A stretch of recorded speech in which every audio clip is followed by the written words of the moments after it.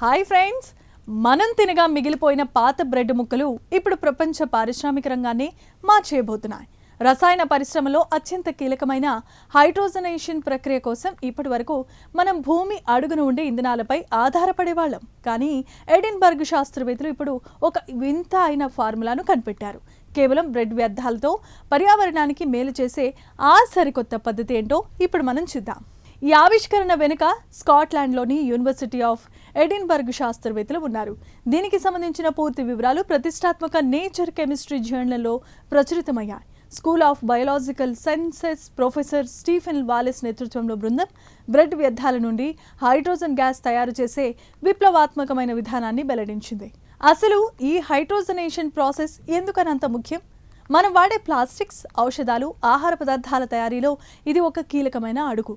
సాధారణంగా దీనికోసం fossil fuels నుండి వచ్చే హైడ్రోజన్ గ్యాస్ కావాలి. దీనికి కొన్ని వందల డిగ్రీల వేడి, సముద్రం అడుగున ఉండేటటువంటి ఒత్తిడి అవసరం. కానీ ఈ కొత్త పద్ధతిలో గతి ఉష్ణోగ్రత వద్దే ఈ ప్రక్రియను పూర్తి చేయొచ్చు. ఈ ప్రయోగంలో శాస్త్రవేత్తలు ఈ కోలి అనే ఒక సాధారణమైన బ్యాక్టీరియాను వాడుకున్నారు. వ్యర్థమైన బ్రెడ్ ముక్కల నుండి తీసిన షుగర్లను ఈ బ్యాక్టీరియాలకు ఆహారంగా అందించారు. ఆక్సిజన్ లేని చోట ఈ బ్యాక్టీరియా సహజంగానే హైడ్రోజన్ గ్యాస్ను విడుదల చేస్తుంది.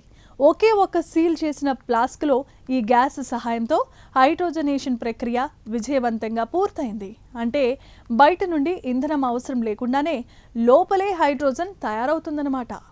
ఇక్కడ గమనించాల్సిన విషయం ఏంటంటే, ఈ పద్ధతి కార్బన్ నెగిటివ్. అంటే ఇది వాతావరణంలోనికి గ్రీన్ హౌస్ వాయువులను విడుదల చేయటం కంటే వ్యర్థాలను తగ్గించడం ద్వారా పర్యావరణాన్ని ఎక్కువగా శుద్ధి చేస్తుంది. పాత బ్రెడ్ ముక్కలు చెత్త కుప్పలోనికి వెళ్లి కాలుష్యం పెంచకుండా విలువైన రసాయనాల తయారీకి ఇప్పుడు ముడి సరుకుగా మారుతున్నాయి.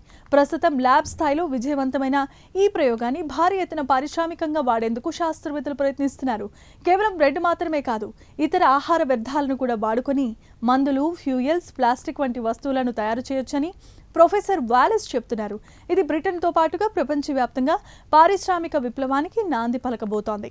చూశారు కదా, మనం పారేసే బ్రెడ్ ముక్కల్లో ఎంత శక్తి దాగుందో.